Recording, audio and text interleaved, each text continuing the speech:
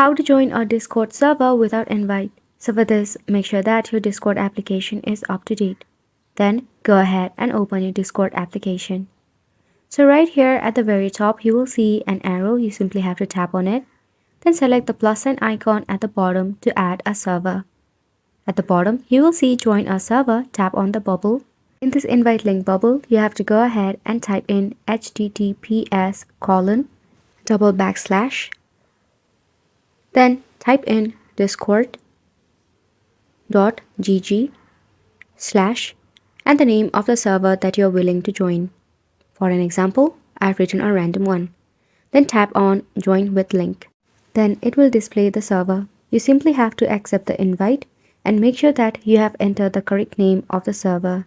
If not, you won't be able to join the server no matter what.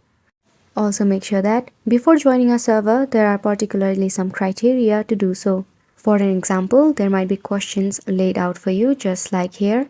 So you have to go ahead and fill this question out, and if you fit to the server, you will be accepted by the admin of the server. If not, you have to wait for the invite link by the admin or from the members. So go ahead and give this a try, and thank you so much for watching.